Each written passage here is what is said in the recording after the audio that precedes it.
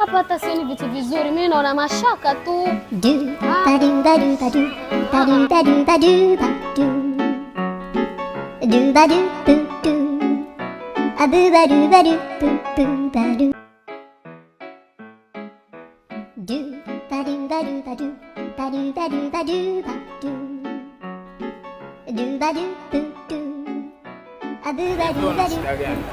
Hivyo mumongo una akili kweli wewe? Wewe una akili kweli wewe? Yule pelekana hivyo wazungusha hivyo nzima, mtoto ana njaa huko. Ukiangukia staff za watu kule itakuwaje? Una pesa wewe? Mimi nasikia mtoto ana njaa, ndo ana njaa. Mtoto ana njaa. Mimi siwezi tembea kama mimi pesa ndo beba shopping yetu ya mtoto. Sasa na kwambiaje, shopping haifanyiki paka nile. Yaani hapa paka nile.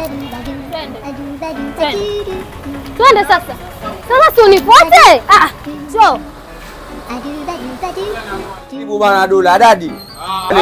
Naam. Niambie. Alhamdulillah. Bana fadhali nimekuona. Haina haja kusimama ndugu yangu. Karibuni ndani tukae kwanza. Humu ndani?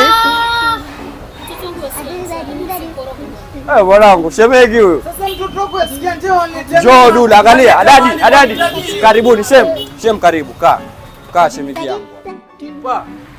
Mama wangu na maneno mengi. Wewe una maneno. Sasa vitu kidogo hivi jamani ndio. Wewe unaona kidogo lakini ngali sana hivi vitu. Hivi vitu mpa kizungu. Hata mtoto wangu atoshiba na mama yangu. Game over.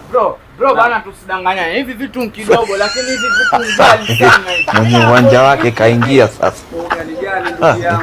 Game ishaisha. Kula hapa ni gali. Kebabu 50. Yaani kila kitu ulichokula ni 50 hapa. Sawa?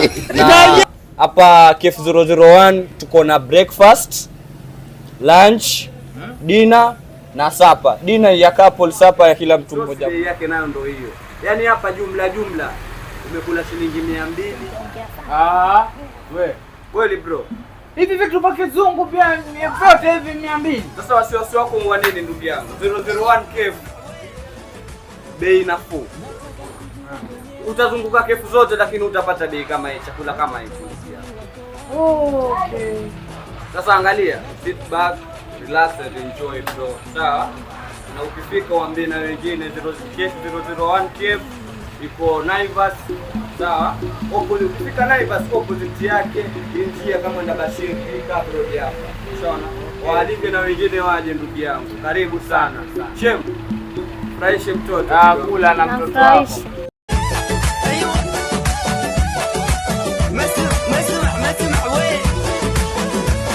Nataka kujua kwenye raha ni wapi, watoto wazuri wako wapi jamani.